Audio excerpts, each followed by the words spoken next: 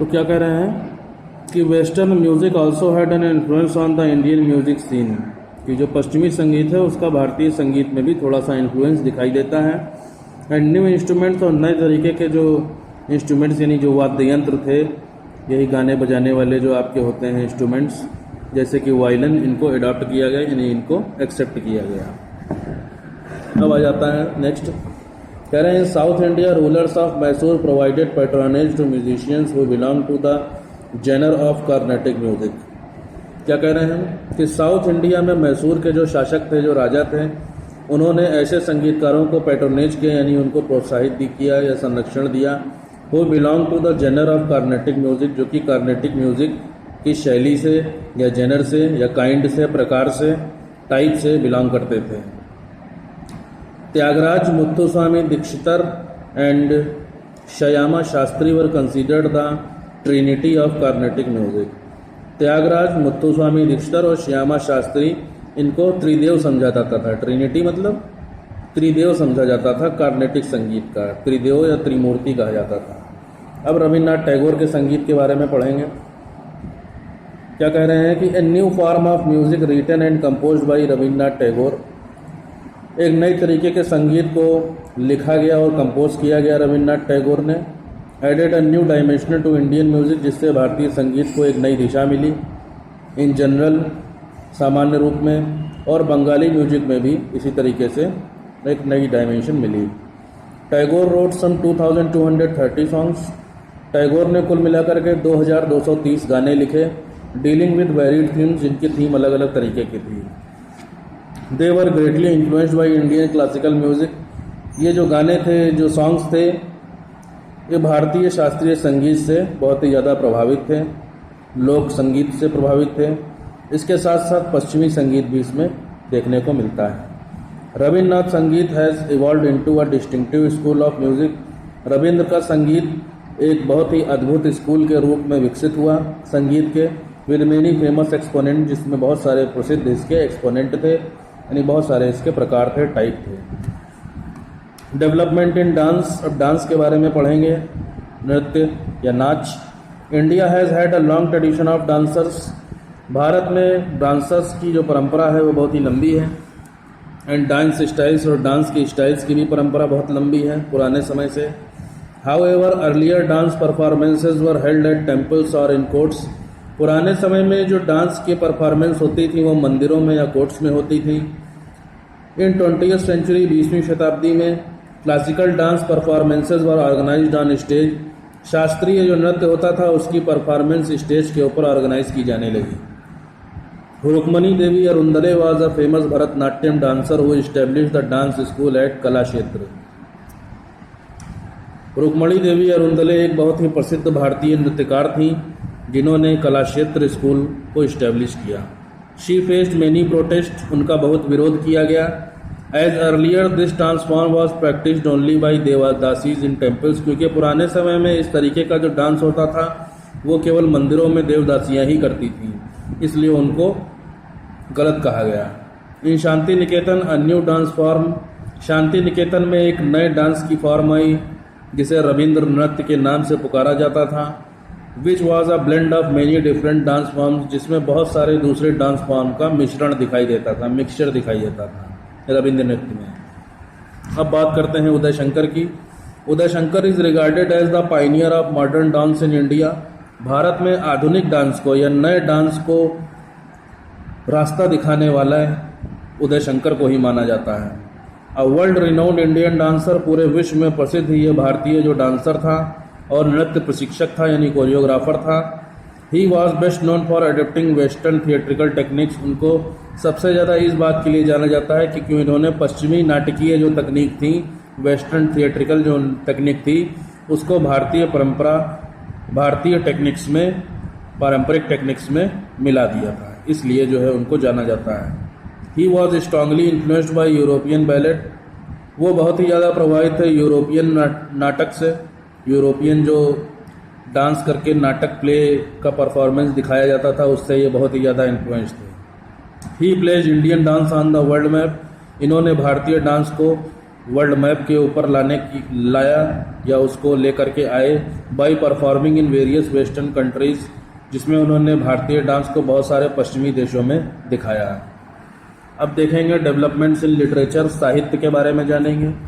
Literature यानी किसी एक सब्जेक्ट के ऊपर बहुत ही डिटेल में स्टडी करना या उसको लिखना, उसको हम लिटरेचर बोलते हैं। तो there was a rapid growth in Indian literature, बहुत ही तेज़ी से ग्रोथ हो रही थी इंडियन लिटरेचर की 19th और 20th सेंचुरी में।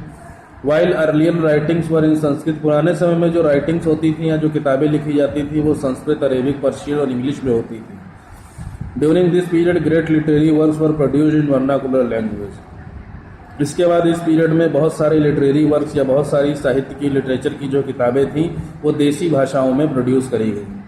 The printing press also help these literary works to reach out to common masses. छापाखाना या प्रिंटिंग प्रेस आने की वजह से भी जो लिटरेरी वर्क था या लिटरेचर की जो किताबें थीं उनको लोगों तक पहुंचाने की कोशिश करी गई। The following features have been witnessed in the literary works of the period. कुछ आपको ये चीज़ें बताई गई हैं जो कि गवाह हैं इस बात की कि इस पीरियड में किस तरीके से लिटरेरी वर्क हुआ, साहित्य लिखे गए। The writers drew inspiration from everyday lifes of common people. इसमें जो लेखक होते थे उनको साधारण लोगों के दैनिक जीवन या रोज के जीवन से प्रेरणा मिलती थी। देयर सफरिंग्स, वो जो भी झेलते थे, जो उनकी खुशियाँ थीं और जो उनकी लड़ाइयाँ थीं या जो संघर्ष वो जीवन में झेलते थे वो राइटर्स लिखते थे। Earlier literature was mainly based on religion and mythology. पुराने समय का जो लिटरेचर था वो केवल धर्म और पुराणों की कहानियाँ थीं, उनके ऊपर बेस्ड था। Many different styles of writing such as short stories, essays and dramas were written in prose style. बहुत सारे अलग अलग तरीके की स्टाइल लिखने की, जैसे कि छोटी कहानियाँ, निबंध और ड्रामा भी प्रोज स्टाइल में या गद्यांश में लिखे जाते थे। अर्ली लिटरेरी वर्क्स, पुराने में जो लिटरेरी वर्क्स थे उनको छंद या कविताओं के रूप में लिखा जाता था। Literature became a tool for the spread of nationalist sentiments as well. Literature एक टूल था राष्ट्रवादी भावनाओं को फैलाने के लिए, यानी अंग्रेज़ों को यहाँ से भगाने के लिए भारतीय लोगों को जगाने की जो धारा थी, जो फीलिंग्स थी, उसको उनके अंदर बिठाने में भी लिटरेचर का बहुत योगदान रहा। नेशनल लीडर्स, बहुत सारे राष्ट्रीय नेता, देश के नेता जैसे कि Mahatma Gandhi, Jawaharlal Nehru, wrote powerful works in English. इन्होंने बहुत ही शक्तिशाली इंग्लिश में वर्क किया है, यानी इंग्लिश में बहुत सारी अच्छी अच्छी चीज़ें, ये किताबें लिखी हैं। Literature reflected the changes taking place in the contemporary society. Literature जो था रिफ्लेक्ट द चेंजेस, इसकी वजह से बहुत सारे बदलाव आए जो कि आधुनिक समाज में थे। आधुनिक समाज में लिटरेचर की वजह से बहुत सारे बदलाव आए। Many of India's most famous literary masterpieces, Bharat के बहुत सारे प्रसिद्ध साहित्यिक जो मास्टरपीस यानी बहुत ही अच्छी जो किताबें थीं वो लिखी गई बंगाली भाषा में। Rabindranath Tagore received the Nobel prize for literature. Rabindranath Tagore को 1913 में लिटरेचर के लिए नोबेल प्राइज़ दिया गया, उनके गीतांजलि वर्क के लिए, गीतांजलि किताब के लिए। बहुत बड़ी संख्या में रविन्द्रनाथ टैगोर ने कविताएं, गाने, निबंध, नॉवेल्स बोलते हैं, उपन्यास, प्लेज बोलते हैं, नाटक और छोटी कहानियों को लिखा। Sarat Chandra Chatterjee, Bankim Chandra Chatterjee, Michael Madhusudan Dutt were some other famous Bengali writers, ये दूसरे बंगाली लेखक थे जो कि बहुत प्रसिद्ध थे। शरत चंद्र novels such as Parinita and Devdas reflected the life of common men and women and became hugely popular. शरत चंद्र चटर्जी के जो उपन्यास थे जैसे कि परिणीता और देवदास, इसमें साधारण आदमी का जो जीवन था वो दिखाई देता था, आदमी और पुरुषों और महिलाओं का, एंड बिकेम ह्यूजली पॉपुलर, इन्हें बहुत ज़्यादा पसंद किया गया। परिणीता और देवदास, इन दोनों के ऊपर आपकी मूवीज़ भी बन चुकी हैं। परिणीता और देवदास, इनके ऊपर मूवीज़ भी बनी हैं, आप देख सकते हैं इनको इंटरनेट पे सर्च करके। परिणीता और देवदास, इन पर मूवीज़ भी बन चुकी हैं। शरत चंद्र चटर्जी के ये नॉवेल्स हैं। बंकिम चंद्र चटर्जी कंपोज्ड वंदे मातरम। बंकिम चंद्र चटर्जी ने वंदे मातरम को लिखा। फॉर हिज नॉवल आनंदमठ, अपने आनंदमठ नॉवल से, which became the national song of India, जो कि आगे चलकर भारत का राष्ट्रीय संगीत बना। अब क्या कह रहे हैं, in the medieval period Hindi literature mainly consisted of religious and philosophical poetry in dialects like Awadhi and bridge. मध्यकालीन युग में यानी मुगलों के समय में जो हिंदी लिटरेचर था उसमें बहुत सारे धार्मिक और दार्शनिक कविताओं के डायलेक्ट अवधी और ब्रज भाषा में मिलते थे। The most famous figures of this period were Kabir and Tulsidas. इस समय के जो सबसे प्रसिद्ध लेखक थे वो कबीर और तुलसीदास जी थे। In the 20th century Munshi Premchand and Bharatendu Harishchandra were the prominent exponents of modern Hindi literature. 20वीं शताब्दी में मुंशी प्रेमचंद और भारतेंदु हरिश्चंद्र ये बहुत ही प्रसिद्ध लेखक थे हिंदी लिटरेचर के। प्रेमचंद नॉवेल्स, प्रेमचंद ने जो किताबें लिखी, जो उपन्यास लिखा, उसमें गोदान, सेवा सदन, रंगभूमि और कायाकल्प जैसे थे। विद सोशल इश्यूज, इसमें बहुत सारे सामाजिक मुद्दे ऐसे थे जैसे कि इनइक्वालिटी इन द सोसाइटी, समाज में असमानता जो फैली हुई है, और चाइल्ड मैरिज यानी बाल विवाह। ये जो सामाजिक मुद्दे थे इनसे जुड़े हुई ये किताबें थी। Suryakant Tripathi Nirala, Jaishankar Prasad, Sumitranandan Pant, Mahadevi Verma were the famous Hindi poets. ये सारे दूसरे प्रसिद्ध हिंदी कवि थे। अब क्या कह रहे हैं, there was remarkable progress in Urdu literature as well. इसके साथ साथ उर्दू लिटरेचर में भी बहुत ही रिमार्केबल प्रोग्रेस हुई। Mirza Ghalib was perhaps the first great शायर ऑफ उर्दू। मिर्जा गालिब शायद ऐसे बहुत ही महान पहले शायर थे या कवि थे उर्दू के। Who was contemporary of Bahadur Shah Zafar, जो कि बहादुर शाह जफर के समकालीन थे, यानी उनके समय के थे। द लास्ट मुगल एम्परर, जो कि आखिरी मुगल सम्राट था। Premchand wrote short stories in Urdu. Premchand ने छोटी कहानियाँ लिखी उर्दू में। Ghulam Abbas, Saadat Hasan Manto, Rajendra Singh Bedi, Krishan Chander, Ismat Chughtai establish the short story as a major writing form in Urdu literature. इन सारे लोगों ने शॉर्ट स्टोरी यानी छोटी कहानियों को लिखना शुरू किया अपनी मेजर राइटिंग के रूप में, और उर्दू साहित्य को आगे बढ़ाया। ठीक है, उर्दू लिटरेचर के फॉर्म में उन्होंने छोटी कहानियाँ को अपनी मेजर राइटिंग के रूप में इस्टेब्लिश किया। अब नेक्स्ट करें other famous writers of this period. दूसरे जो फेमस राइटर्स थे इस पीरियड के, उसमें फ़कीर मोहन सेनापति, इन्होंने उड़िया लिटरेचर लिखी। हेमचंद्र बरुआ ने आसामीज़ लिटरेचर। उमा शंकर जोशी, पन्ना लाल पटेल, राजेंद्र केशव लाल शाह, ये गुजराती लिटरेचर में फेमस रहे। अमृता प्रीतम पंजाबी में, हरिनारायण आप्टे मराठी में, वाइकोम मोहम्मद बशीर, ओवी विजयन और कुमारन हसन ने मलयालम भाषा में लिटरेचर लिखा। गुरुजादा अप्पा राव ने तेलुगु भाषा में, और के वेंकटप्पा गावड़ा पुटप्पा में कन्नड़ में। Subramanya Bharati was a famous Tamil poet. Subramaniam Bharati ये बहुत ही प्रसिद्ध तमिल कवि थे। अब प्रिंटिंग प्रेस देखिए, छापा खाना, छपाई जिसमें की जाती है अखबार वगैरह या न्यूज़पेपर्स या की पत्रिकाएं, जर्नल्स, ठीक है, बुक्स वगैरह जिसमें छपती हैं। तो प्रिंटिंग प्रेस से कैसे डेवलपमेंट हुआ, इन सारी चीज़ों में ये पढ़ेंगे। क्या कह रहे हैं, the Portuguese brought the art of printing to India in the 16th century. जो पुर्तगाली लोग थे ये प्रिंटिंग को इंडिया में 16th सेंचुरी में लेकर के आए थे। The first book was printed in Goa in 1557। पहली किताब गोवा में 1557 में छापी गई। The first printing press was established in Calcutta in 1778। उसके बाद 1778 में पहला प्रिंटिंग प्रेस कलकत्ता में इस्टेब्लिश किया गया। Printing was mainly done through the process of lithography. Lithography की प्रोसेस से प्रिंटिंग को मुख्य रूप से किया जाता था। The father of Indian press James Augustus Hicky started the publication of the Bengal gazette from Calcutta. Indian press के फादर जेम्स अगस्टस हिक्की को माना जाता है। इन्होंने कलकत्ता से बंगाल गजेट नाम का समाचार पत्र का प्रकाशन किया। द बॉम्बे हेराल्ड जो न्यूज़पेपर था, the first newspaper from Bombay, ये पहला बॉम्बे से निकला हुआ न्यूज़पेपर था जो कि 1789 में आया। It was soon followed by the Bombay courier. उसके बाद तुरंत द बॉम्बे कॉरियर नाम का न्यूज़पेपर और मद्रास कॉरियर और अमृत बाजार पत्रिका, द ट्रिब्यून और केसरी जैसी जो न्यूज़पेपर्स थे वो निकलने लगे। The Hindu were some other newspapers, ये दूसरे ऐसे न्यूज़पेपर्स थे that were printed in this period, जो कि इस पीरियड में छापे गए। वर्नाकुलर प्रेस यानी देशी छपाई जो होती थी हमारी यहाँ की भाषाओं में, इंडियन लैंग्वेजेस में। द समाचार दर्पण इन बंगाली फर्स्ट पब्लिश्ड इन 1818। समाचार दर्पण नाम का जो बंगाली न्यूज़पेपर है वो पहली बार 1818 में प्रकाशित किया गया, जो कि पहली भारतीय भाषा का समाचार पत्र था।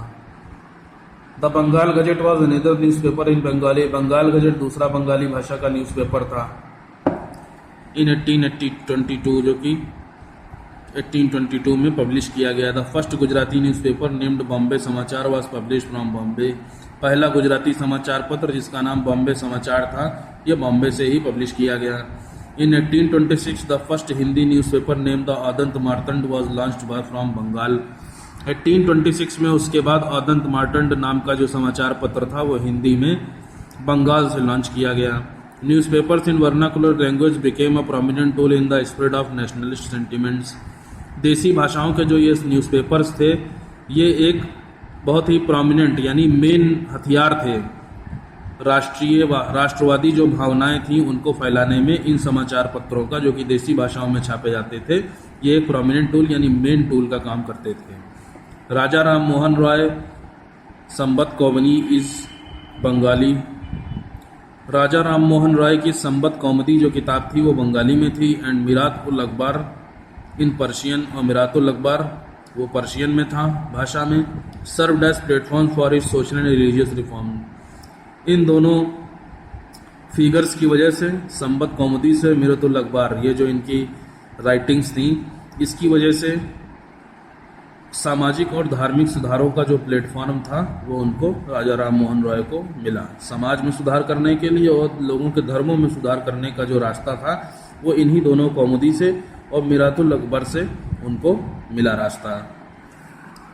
अब देखिए डेवलपमेंट इन आर्किटेक्चर क्या कह रहे हैं। The coming of the Europeans as the British, Dutch, French and Portuguese led to the introduction of various European architecture styles in India. बहुत सारे यूरोपियंस जैसे कि अंग्रेज, डच, फ्रेंच और पुर्तगाली लोग ने भारत में नए यूरोपियन आर्किटेक्चर स्टाइल को इंट्रोड्यूस कराया। The European powers constructed many utilitarian structures in the trading and administrative centres and they set up. European जो शक्तियाँ थीं, डच, फ्रेंच, पोर्चुगीज और ब्रिटिश लोग, इन्होंने बहुत सारी उपयोगी या अपने स्वार्थ के लिए ऐसे स्ट्रक्चर्स बनवाए, बहुत सारे ऐसे स्ट्रक्चर्स बनवाए जो कि ट्रेडिंग यानी व्यापार से और प्रशासनिक केंद्रों के रूप में उन्होंने सेटअप करवाया। ठीक है, यूरोपियन जो शक्तियाँ थीं उन्होंने बहुत सारे व्यापार से जुड़े हुए और प्रशासनिक केंद्र, यहाँ से अपना राजकाज संभाल सकें, ऐसे सेंटर्स या ऐसे स्ट्रक्चर्स को बनवाया। Local craftsmen were also train to develop new skills. स्थानीय जो क्राफ्ट्समैन थे या कह लो जो कलाकार थे, जो हाथों का इस्तेमाल करते थे कोई भी काम करने के लिए, were also train to develop new skills, उनको भी डेवलप किया गया नए हुनर बनाने के लिए, एंड यूज देम, और उनका इस्तेमाल किया गया। रेमिनेंट्स ऑफ दीज स्टाइल्स, बचे हुए जो इन स्टाइल्स के अवशेष हैं या जो थोड़ा बहुत बचा हुआ है, can still be seen in places, उनको कुछ जगहों पर देखा जा सकता है, जैसे कि पुडुचेरी में फ्रेंच आपको आर्किटेक्चर मिल जाएगा, गोवा में पुर्तगाली आर्किटेक्चर मिलेगा। Colonial architecture is the part of India's diverse culture. Colonial architecture इन जो यूरोपियन आर्किटेक्चर है वो भारत का एक कभी न हटने वाला, या भारत की जो विभिन्न संस्कृति है, भारत की जो अलग अलग तरीके की संस्कृति है उसका एक हिस्सा है। ठीक है, इससे ये पता चलता है कि भारत में अलग अलग तरीके की संस्कृति थी। क्या कह रहे हैं next. The British built monuments which glorified the power of the British empire. अंग्रेजों ने बहुत सारी स्मारकें बनवाई जो कि ब्रिटिश एम्पायर को गौरवान्वित करती हैं, उनको ग्लोरीफाई करती हैं, जैसे कि बहुत विशाल विक्टोरिया मेमोरियल हॉल कोलकाता में।